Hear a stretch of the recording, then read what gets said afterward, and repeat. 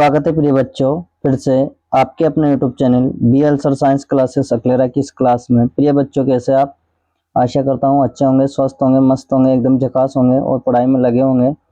प्रिय बच्चों, आज हम अध्ययन करने जा रहे हैं विज्ञान विषय कक्षा 10 अध्याय 5 जैव प्रक्रम। इसके महत्वपूर्ण क्वेश्चन आंसर के बारे में अध्ययन करेंगे। तो आज की क्लास भी बहुत ही महत्वपूर्ण होने वाली है। क्यों? क्योंकि यह पेपर में 8 नंबर का लेसन होता है और 8 नंबर के क्वेश्चन आंसर आएंगे इससे। तो यह बहुत ही महत्वपूर्ण चैप्टर है आपका। तो आइए क्लास को लाइक कर दीजिए, दोस्तों में शेयर कर दीजिए और चैनल पर नए हो, अभी तक आपने सब्सक्राइब नहीं किया हो तो सब्सक्राइब कर दीजिए।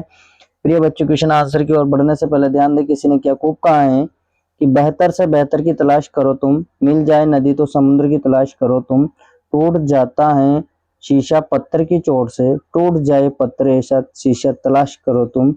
प्रिय बच्चों, हो जाइए तैयार, मेरे शेर श्रेणियों आगाज करना है, रिवीजन करना है। रिवीजन वर्सेस डिवीजन, जो रिवीजन करेगा डिवीजन भी उसी के बनेगी। तो प्रत्येक क्वेश्चन को कमेंट में भेजे आंसर को, बिल्कुल प्रत्येक क्वेश्चन का आंसर कमेंट में भेजे। विज्ञान कक्षा 10 अध्याय 5 जैव प्रक्रम 8 नंबर का आने वाला है पेपर में, और यहाँ से इस वीडियो से आपको 4 नंबर मिलेंगे। तो इस वीडियो को पूरा जो देखेगा उसके 4 नंबर कंप्लीट है, बिल्कुल, है ना। तो आइए इस चैप्टर के धुआं करते हैं। चलिए बैठते हैं पहले प्रश्न की ओर। पहला प्रश्न कहता है, मनुष्य में वर्कक एक तंत्र का भाग जो संबंधित है। मनुष्य में वर्कक एक तंत्र का भाग जो संबंधित है। देखिए, वर्कक पोषण, शोषण, उत्सर्जन, परिवहन, 4 ऑप्शन आपके सामने दिए हुए हैं और आपको सही ऑप्शन का चयन करके आंसर कमेंट में भेजना है। तो बिल्कुल बिना देरी किए आप भेज सकते हैं। पहले तो ध्यान दें कि वर्कक किसके अंतर्गत आता है। तो किसके अंतर्गत आएगा? उसी के अंतर्गत आएगा। प्रिय बच्चों, जैसे कहा ना कि गाड़ी वाला आया घर से कचरा निकाल, तो गाड़ी वाला आता है। तो उसी प्रकार शरीर से अपशिष्ट पदार्थों को निकालने वाले तंत्र को उत्सर्जन तंत्र कहते हैं, और उत्सर्जन तंत्र में वर्कक सहायक अंग होता है। तो बिल्कुल वर्कक बूझ रहा है कि भाग जो संबंधित है तो किससे है? उत्सर्जन तंत्र से है। बिल्कुल सही वाला आपका आंसर यहाँ पर सही जा रहा है। अगला प्रश्न देखेंगे आपकी, पायरुवेट के विखंडन से यह कार्बन डाइऑक्साइड जल तथा ऊर्जा देता है, और ये क्रिया होती है। ये क्रिया होती है, 4 ऑप्शन है, कोशिका द्रव्य, माइटोकॉन्ड्रिया, हरित लवक और केंद्रक में। बिल्कुल बिना देरी किए हुए आंसर आना चाहिए कमेंट में। बिल्कुल मैं अगले वीडियो में आप सभी के नाम बोलूंगा जिस जिसके कमेंट आएंगे। और आप तैयारी करें, 100 नंबर की तैयारी कर रहे हैं तो बिल्कुल कमेंट आना चाहिए आपका। देखिए ऑप्शन आपका बे वाला सही जा रहा है, माइटोकॉन्ड्रिया में। चलिए देखते हैं अगला प्रश्न है, पादप में जाइलम उत्तरदायी है। पादप में जाइलम उत्तर किसके लिए उत्तरदायी होता है? तो जय और जय, जैसे जल का वहन होता है, तो बिल्कुल यहाँ पर जल का वहन ऑप्शन ए वाला बिल्कुल सही जा रहा है। चलिए अगला देखिए, स्वपोषी पोषण के लिए आवश्यक है। पहले तो समझिए स्वपोषी किसे कहते हैं। वह प्रक्रम जो अपना भोजन स्वयं बना लेते हैं स्वपोषी कहलाता है ना। देखिए स्वपोषी के लिए आवश्यक है, तो स्वपोषी के लिए मतलब स्वपोषी पेड़ पौधे, नीला रिसेवाल, कुछ जीवाणु है, और इनके लिए क्या क्या आवश्यक है? कार्बन डाइऑक्साइड बिल्कुल है, क्लोरोफिल बिल्कुल है, सूर्य का प्रकाश बिल्कुल है। तो यहाँ पर कौन सा क्वेश्चन सही जा रहा है आपका? बिल्कुल, और बच्चा जानता है कौन सा सही जा रहा है, तो भेजे कमेंट बिना देरी किए हुए। आपका दे वाला ऑप्शन बिल्कुल राइट जा रहा है। उपरोक्त तो सभी सरकारी क्वेश्चन यहाँ पर सही जा रहा है। चलिए बढ़ते अगले प्रश्न की ओर।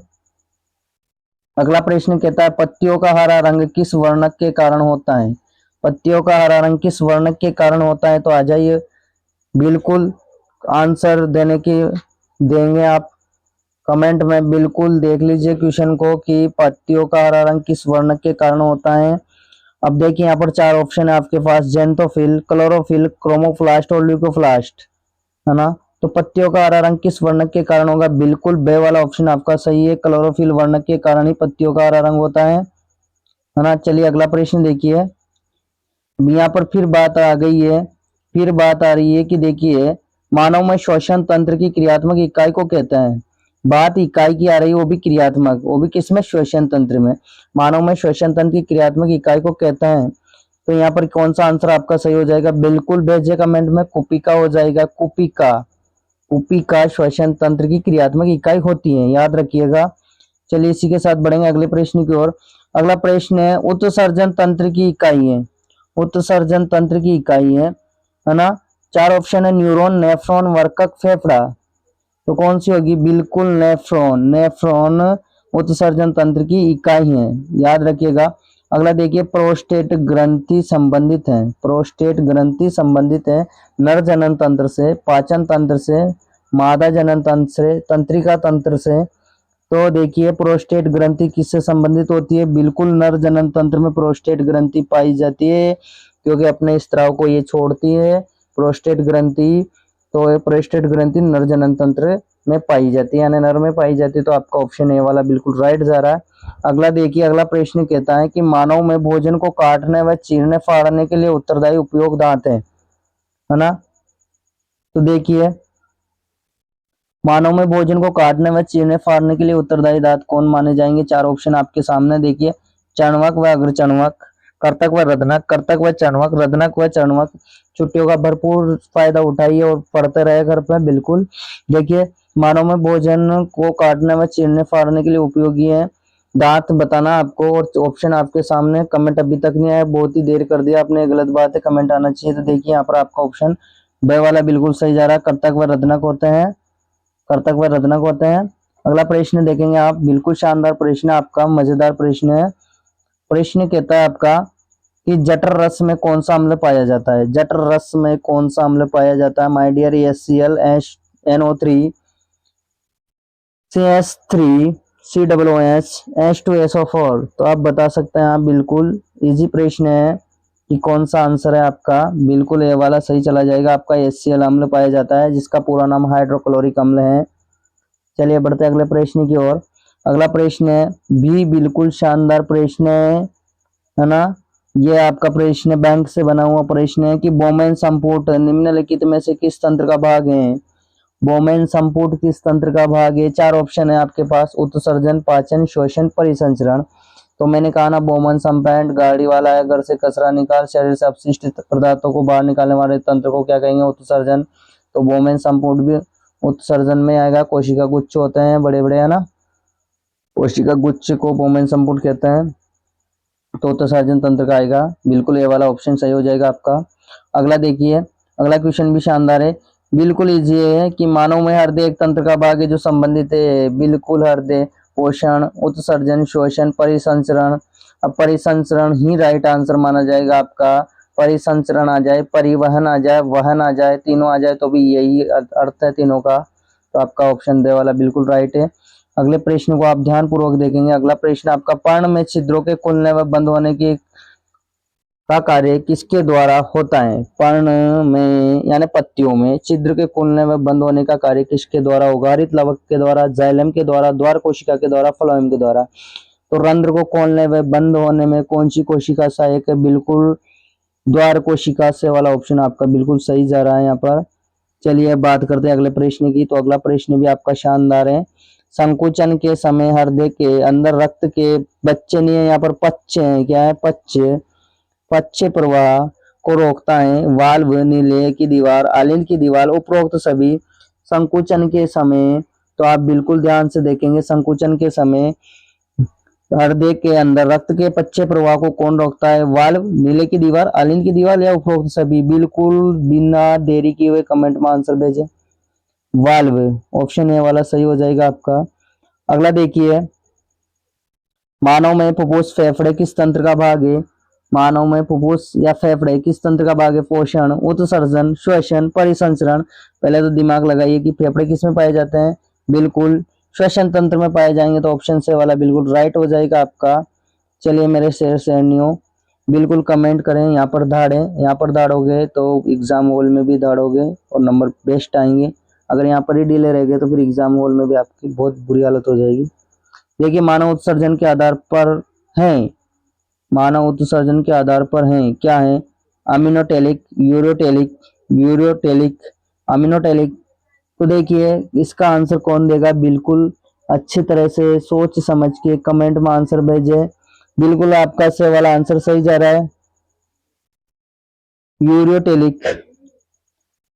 अगला प्रश्न देखिए, अगला प्रश्न, अगला प्रश्न कहता है आपका कि अवशोषित वसा का वहन होता है। अवशोषित वसा का वहन होता है रक्त द्वारा, लसिका द्वारा, प्लाज्मा द्वारा, प्लेटलेट्स द्वारा।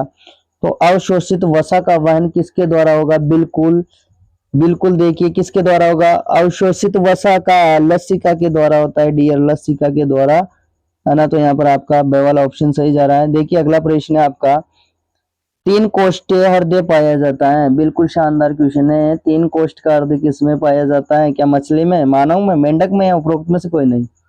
इसमें पाया जाएगा। बिल्कुल यहाँ पर आपके मेंढक में पाया जाएगा तीन कोष्ठीय हृदय। ऑप्शन से आपका बिल्कुल राइट जा रहा है। अगला देखिए, आपको ऑप्शन छोटा दिख रहे होंगे, प्रश्न भी छोटा दिख रहे होंगे, है ना। मैं एक दो वीडियो के बाद इनको बड़ा कर दूंगा, ठीक है ना। अभी आपको साफ साफ दिख रहा होगा क्योंकि टाइपिंग कर रखा है मैंने। जिसको साफ नहीं दिख रहा अपने मोबाइल को टेढ़ा कर ले, बिल्कुल साफ साफ दिखेगा, ठीक है। वसा का पाचन करने वाला एंजाइम है। वसा का पाचन करने वाला एंजाइम लाइपेज, पेप्सिन, एमाइलेज या रेनिन, चार ऑप्शन है आपके पास। तो आपके पास चार ऑप्शन है और समय आपके पास 10 सेकंड का ये मात्र, तो आंसर कमेंट में आना चाहिए। देखिए वसा का पाचन करने वाला एंजाइम कौन है? तो आपका लाइपेज जो एंजाइम होता है वसा का पाचन करता है, ये वाला ऑप्शन आपका बिल्कुल राइट चला जाएगा यहाँ पर। चलिए प्रिय बच्चों, बढ़ते अगले प्रश्न की ओर, क्योंकि 8 नंबर का चैप्टर और 4 नंबर तो इसी वीडियो से आ जाएंगे आपके, बिल्कुल कंटेस्ट 100% गारंटी के साथ 4 नंबर इस वीडियो से आने वाले हैं आपके। तो क्वेश्चन भी ज्यादा होने वाले हैं, तो आप थोड़ी स्पीड पकड़ेंगे। हम बोर्ड क्लास भी है, समय का भी ध्यान रखते हैं। चलिए, अग्नाशय में पाया जाने वाला एंजाइम है। अग्नाशय में पाया जाने वाला एंजाइम है पेप्सिन, रेनिन, ट्रिप्सिन, टायलिन। तो अग्नाशय में कौन सा एंजाइम पाया जाता है? बिल्कुल ध्यान से, ट्रिप्सिन एंजाइम जो आपका अग्नाशय में पाया जाता है। चलिए अगला देखिए, बिल्कुल क्वेश्चन क्या घूम घूम कर है, वही है, मानव मर्द एक तंत्र का भाग है जो संबंधित है। बिल्कुल अभी पढ़ा है सर, परिसंचरण तंत्र का, परिसंचरण तंत्र का है। अगला प्रश्न देखेंगे आप फिर वापस, कि मनुष्य में अमाशय एक तंत्र का भाग है जो संबंधित है। अमाशय, अमाशय का मतलब उदर होता है, पेट होता है, तो पेट किसके अंतर्गत आएगा? बिल्कुल किसके अंतर्गत आएगा? पोषण तंत्र के अंतर्गत आएगा। सर सोच रहे होंगे बहुत सारे, सर आपने अमाशय तो हमें पाचन तंत्र में पढ़ा है, लेकिन बच्चों पाचन तंत्र भी किस तंत्र का भाग है? पोषण का, है ना, पोषण के अंतर्गत आता है। तो ऑप्शन में पोषण है, तो पिताजी के रहते हुए बेटे का क्या काम? तो पिताजी मौजूद है पोषण, तो इसलिए पोषण लगा दिया, ठीक है ना। अगला देखिए, पादप में फ्लोएम उत्तरदायी है। पादप में फ्लोएम उत्तरदायी है। पादप में उत्तक होते हैं फ्लोएम और जाइलम। तो जाइलम का क्वेश्चन कर ही लिया आपने, यहाँ पे फ्लोएम की बात हो रही है। तो फ्लोएम किसके लिए उत्तरदायी होता है? बिल्कुल भोजन का वहन के लिए उत्तरदायी है। चलिए अब बिना देरी किए हुए बढ़ते अगले प्रश्न की ओर। अगला प्रश्न कहता है, सामान्य वयस्क का रक्तदाब होता है। सामान्य वयस्क का रक्तदाब होता है। चार ऑप्शन आपके सामने, कमेंट कर सकते हैं आप, बिल्कुल बिना हिचके, शर्म बिल्कुल नहीं करनी है, रिवीजन करना है, बार बार पढ़ना है वीडियो को, क्योंकि जिसने रिवीजन किया डिवीजन भी उसी के बनेगी, ध्यान रखना। देखिए, तो इसका आंसर कौन देने वाला है? बिल्कुल आपका स वाला ऑप्शन सही चला जाएगा। 80 से लेकर 120 mmHg पारा होता है सामान्य वयस्क का रक्तदाब। अगला क्वेश्चन कहता है आपका, मानव में श्वसन वर्णक का कार्य करता है। मानव में श्वसन वर्णक का कार्य करता है। चार ऑप्शन आपके सामने, आंसर कौन बताएगा? तो देखिए यहाँ पर आंसर आपका ब वाला सही होने जा रहा है कि हीमोग्लोबिन। कौन करेगा भाई? हीमोग्लोबिन, ध्यान रखिएगा। अगला प्रश्न भी शानदार है कि एटीपी, और एटीपी का पूरा नाम आपको याद है, ये adenosine triphosphate, adenosine triphosphate. ATP के अंतरस्थ फास्फेट के विखंडन से मुक्त ऊर्जा का मान कितना है? चार ऑप्शन आपके सामने, आंसर कौन बताएगा? बिल्कुल कमेंट में करें। देखिए आपका ऑप्शन स वाला सही जा रहा है, 30.5 kJ मोल। अगला प्रश्न कहता है आपका, अधिकांश अधिकांश कोशिकीय प्रक्रमों के लिए ऊर्जा मुद्रा का कार्य करता है। ग्लूकोज, एटीपी, सूत्रकणिका, सीएमपी। तो अधिकांश कोशिकीय प्रक्रमों के लिए ऊर्जा मुद्रा का कार्य कौन करेगा? बिल्कुल ब वाला ऑप्शन आपका बिल्कुल राइट जाएगा यहाँ पर, एटीपी। चलिए अगला प्रश्न देखेंगे, हमारे शरीर की कौन सी कोशिकाओं में लैक्टिक अम्ल का निर्माण होता है? हमारे शरीर की कौन सी कोशिकाओं में लैक्टिक अम्ल का कार्य होता है? तंत्रिका कोशिका, लाल रुधिर कोशिका, उपकला कोशिका, पेशी कोशिका। चार ऑप्शन आपके सामने, बिना देरी किए हुए कमेंट में आंसर भेजे। बिल्कुल माय डियर, दाड़ो रे दाड़ो शेर शेरनियो, कौन बता रहा है देखते हैं, है ना। तो देखिए आपका यहाँ पर आंसर बिल्कुल मिला लीजिएगा, दे वाला सही जा रहा है, क्योंकि पेशी कोशिकाओं में ही लैक्टिक अम्ल पाया जाता है।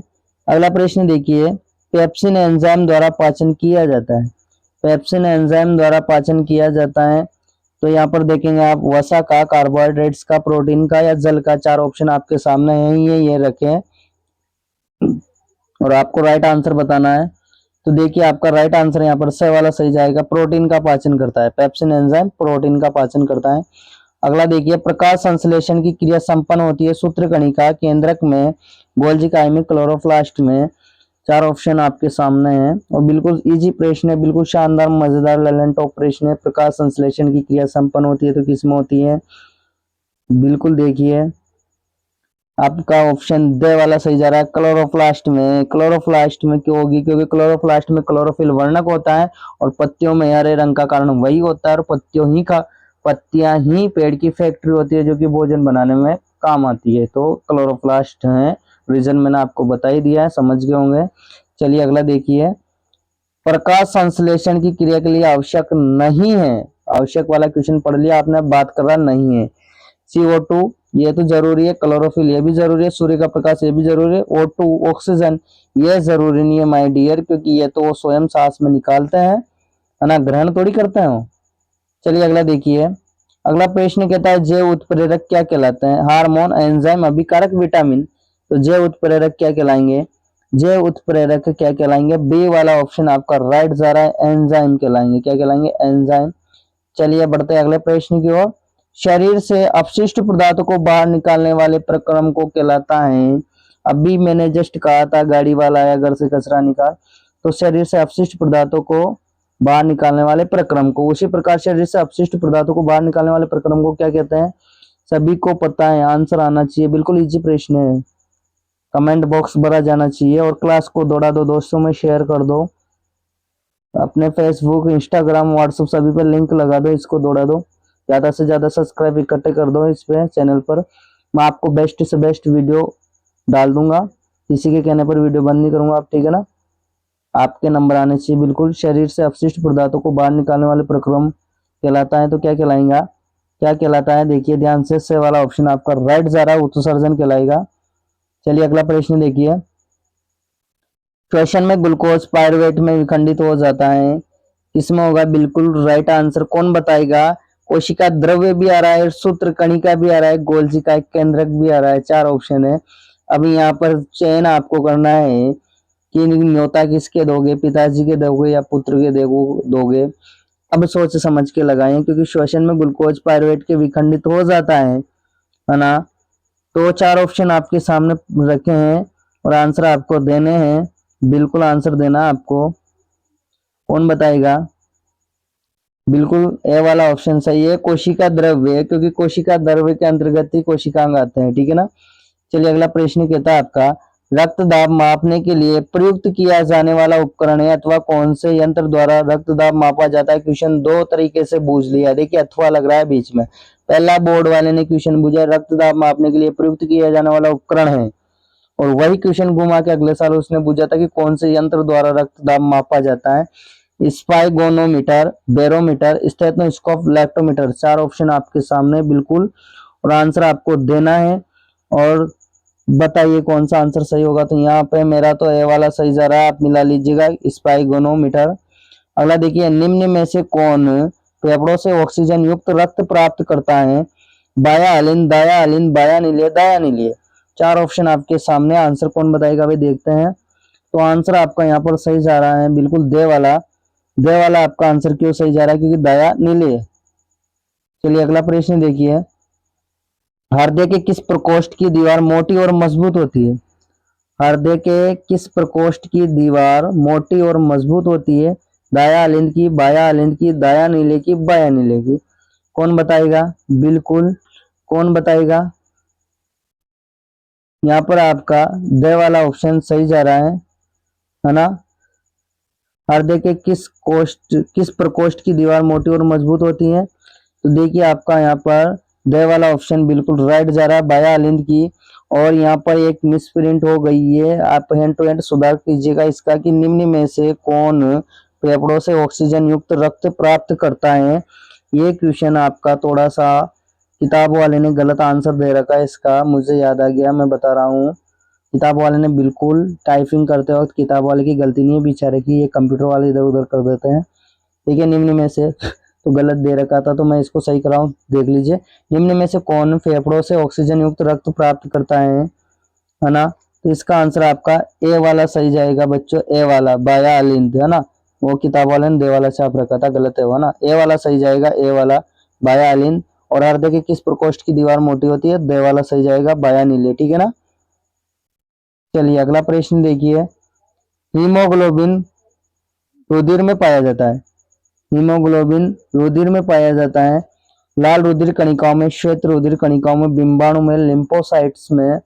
तो हीमोग्लोबिन रुधिर में पाया जाता है, तो ऑप्शन आपका कौन सा सही होगा? कमेंट नहीं आया अभी तक, बिल्कुल सीधा हीमोग्लोबिन, अरे लाल रुधिर कणिकाओं या कोशिकाओं में पाया जाता है, ऑप्शन ए वाला सही जा रहा है आपका। चलिए अगला प्रश्न देखेंगे आप, एक स्वस्थ वयस्क में प्रतिदिन कितना लीटर आरंभिक निस्पंदन वर्कक में होता है? तो देखिए चार ऑप्शन है आपके सामने, आंसर आपको देना है। तो आपका ऑप्शन से वाला बिल्कुल सही जा रहा है, 180 लीटर, से वाला ऑप्शन आपका राइट है यहाँ पर। चलिए अगला देखते हैं, अगला आपका है, मानव रक्त परिवहन तंत्र में सबसे कम व्यास की रक्त वाहिनी क्या कहलाती है? केशिका, धमनी, शिरा या महाधमनी? सबसे कम व्यास की रक्त वाहिनी को केशिका कहते हैं माय डियर, केशिका।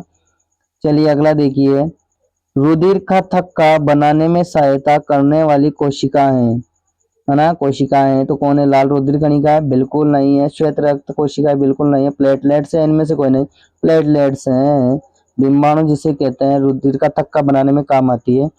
अगला प्रश्न है, मछली के हृदय में कोष्ठ होते हैं, मछली के हृदय में कोष्ठ होते हैं 2 3 4 1।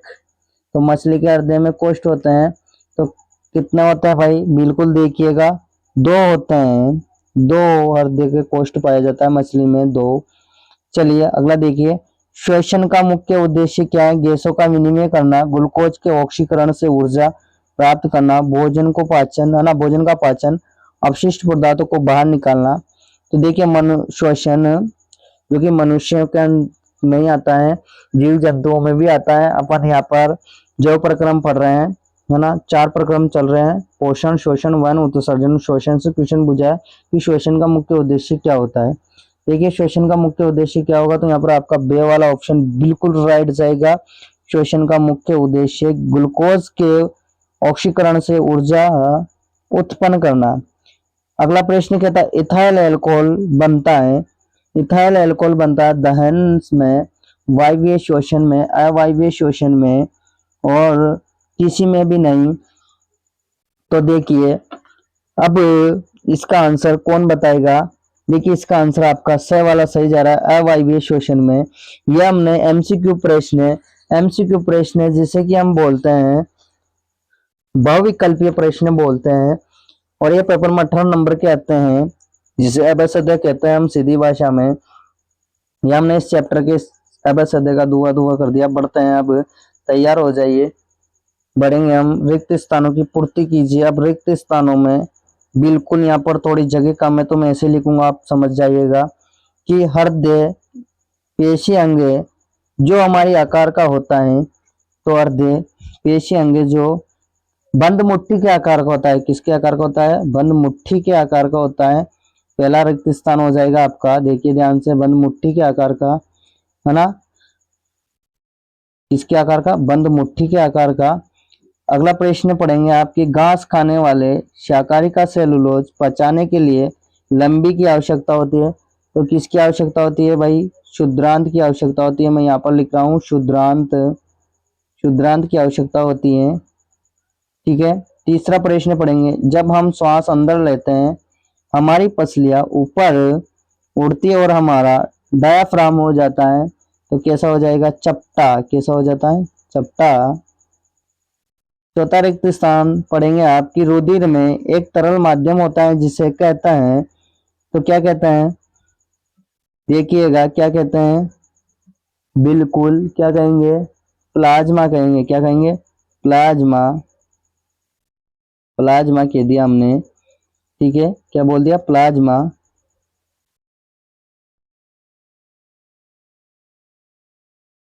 प्लाज्मा। अगला प्रश्न देखेंगे आपकी, रुधिर वाला कर ही लिया है कि शिराओं में रुधिर को एक ही दिशा में प्रवाहित करने के लिए होते हैं। तो क्या होते हैं? पांचवे का मैं यहाँ लिख रहा हूँ, वाल्व होते हैं। क्या होते हैं? वाल्व। छठे रिक्त स्थान को देखेंगे आप। बसंत में जड़ में तने के ऊतकों में संचित शर्करा का स्थानांतरण होता है। तो किसके द्वारा होता है? कलिकाओं द्वारा। किसके द्वारा हो जाएगा? कलिकाओं में। ये छठे का है यहाँ पर, है ना। सातवां रिक्त स्थान है आपका, पौधों में गिरने वाली पत्तियों में भी संचित रहते हैं। तो क्या रहते हैं? अपशिष्ट पदार्थ रहते हैं भाई। क्या रहेंगे? अपशिष्ट पदार्थ। मैं यहाँ लिख रहा हूँ अपशिष्ट पदार्थ। क्या रहेंगे? अपशिष्ट पदार्थ। अगला पढ़ेंगे आप, देखिए ध्यान से। अगला आठवां रिक्त स्थान कहता है, धमनी की मोटी तथा होती है तो लचीली। धमनी की भित्ति मोटी तथा कैसी होती है? लचीली होती है। लचीली। ठीक है, चलिए अगला देखेंगे आप। लार में भी एक एंजाइम होता है जिसे लारी कहते हैं, और लारी एंजाइम का नाम क्या है भाई? एमिलेज एंजाइम नाम है। एमिलेज एंजाइम नाम है। और एमिलेज का एक और नाम भी आ सकता है पेपर में, याद रखिएगा, टाइलिन। एमिलेज का एक और नाम क्या है? टाइलिन। बिल्कुल। चलिए अगला रिक्त स्थान देखेंगे। सभी हरे पौधे एवं नीलहरी शैवाल जिस प्रकाश संश्लेषण क्षमता पाई जाती है ना, सभी हरे पौधे एवं नीलहरी शैवाल जिसमें प्रकाश संश्लेषण क्षमता पाई जाती है कहलाते हैं, बिल्कुल आप सभी को पता है क्या कहलाते हैं? क्या कहलाते हैं? स्वपोषी कहलाएंगे। क्या कहलाएंगे? स्वपोषी। स्वपोषी कहला जाएंगे।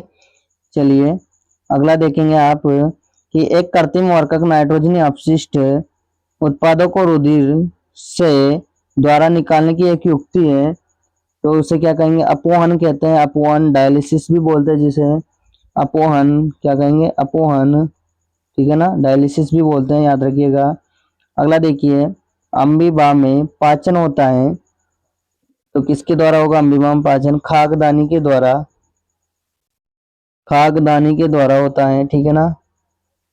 चलिए अगला देखेंगे रिक्त स्थान। श्वसन में सामान्यतः जंतु वायु को और क्रिया करते हैं। तो देखिए इसमें दो श्वसन आएंगे, निश्वसन। निश्वसन और उच्च श्वसन। निश्वसन और उच्च श्वसन। याद रखिएगा, निम्न श्वसन जिसे कहते हैं निश्वसन और उच्च श्वसन। चलिए अगला देखिए, आमाशय के आंतरिक स्तर की अम्ल से आमाशय के आंतरिक स्तर की अम्ल से रक्षा करती हैं। तो रक्षा कौन करती है? ध्यान से देखिएगा, श्लेष्मा करती है। कौन करती है? श्लेष्मा। श्लेष्मा करेगी, बिल्कुल। चलिए अगला देखेंगे। अगला आपका जैव उत्प्रेरक क्या कहलाते हैं? तो जैव उत्प्रेरक क्या कहलाएंगे? एंजाइम कहलाएंगे। क्या कहलाएंगे? एंजाइम। एंजाइम कहलाते हैं, एंजाइम, है ना। अगला देखेंगे प्रिय बच्चों। अगला कहता है प्रश्न आपका कि रक्त दाब मापने के लिए का प्रयोग करते हैं। रक्त दाब तो किसका करेंगे? आपने अभी अभ्यास में पढ़ा है, मैं यहाँ लिख रहा हूँ। किसका करेंगे? स्पाई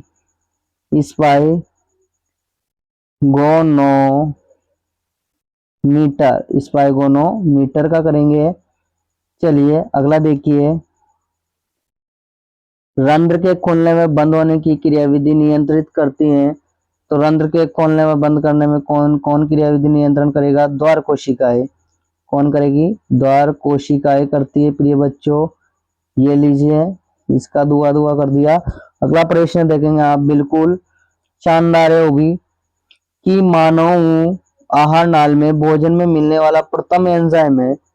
तो सबसे पहले कौन सा एंजाइम मिलेगा? आपको याद है, एमिलेज मिलेगा। कौन सा मिलेगा? एमिलेज एंजाइम मिलता है, बिल्कुल राइट है यहाँ पर। चलिए अगला देखिए। अगला कहता है कोशिका स्तर पर ऊर्जा संग्रहण स्रोत अणु है। तो कौन होता है? जिसका मैंने आपको पूरा नाम भी बताया था, एटीपी। एटीपी, है ना, इसे ऐसे भी लिख सकते हैं। और इसका पूरा नाम आपको याद है, एडिनोसाइन ट्राइफॉस्फेट। अगला रिक्त स्थान कहता है कि बिंबाणु का जीवन काल दिन होता है ना। बिंबाणु जीवन काल दिन होता है। तो कितना दिन का होता है बिंबाणु का? बिल्कुल आप यहाँ पर मुझे बताओ कितने दिन का होगा? 10 दिन का होता है, 10 दिन का, है ना। और अगला प्रश्न कहता है कि लाल रुधिर कणिकाओं का जीवन काल कितने दिन का होता है। यहाँ पर अगर 120 ऑप्शन में है तो बिल्कुल राइट माना जाएगा, और अगर 120 नहीं, अगर 127 है तो ये भी राइट माना जाता है, ठीक है ना। लेकिन सबसे ज्यादा 95% 120 दिन को माना जाता है, ठीक है। अगला प्रश्न है, अब तैयार हो जाइए आप। अगला प्रश्न है आपका, निम्नलिखित को सम्मिलित कीजिए, सम्मिलित कीजिए, आप मिलान कीजिए या सुमेलित कीजिए। अब देखिए कैसे सम्मिलित करेंगे, आप देखिए ध्यान से। एमाइलेज लिखा रहा है, पेप्सिन है, लाइपेज है, लाइसोजाइम है, लार ग्रंथि है, अमाशय की जठर ग्रंथि है, अग्नाशय लार ग्रंथि है। देखिए मिलान करना है, मिलान करने का तरीका बिल्कुल अलग ही है। आप यहाँ पर वही लिख लेंगे ABCD, वहां पेपर में नीचे लिखे हैं, ठीक है ना। पेपर कैसे करते हैं, कैसे करना है, उसका भी वीडियो में बना दूंगा आपके बिल्कुल समय रहते हुए। आपके बिल्कुल ऐसा पेपर जमा का होगा, आपकी एग्जामिनर खुश हो जाएगा, एग्जामिनर का दिल भी गार्डन गार्डन हो जाएगा, आपको पूरे नंबर देगा। मैं पेपर कैसे करते हैं भी आपको वीडियो बना के बताऊंगा पूरा। देखिए यहाँ पर एमाइलेज, पेप्सिन, लाइपेज, लाइसोजाइम, लार ग्रंथियां, अमाशय की जठर ग्रंथियां, अग्नाशय और लार ग्रंथियां का मिलान करना अपन को। ए वाला किससे मिलाएंगे, बिल्कुल चौथे से मिला देंगे। किससे मिला देंगे, चौथे से, यानी 4 नंबर से। बी वाला 1वें से मिला देंगे। सी वाला अपन मिलाएंगे, सी वाला अपन मिला देते हैं चौथे से। सी वाला गलत, तीसरे से मिलाएंगे, चौथा तो मिला दिया ना सर।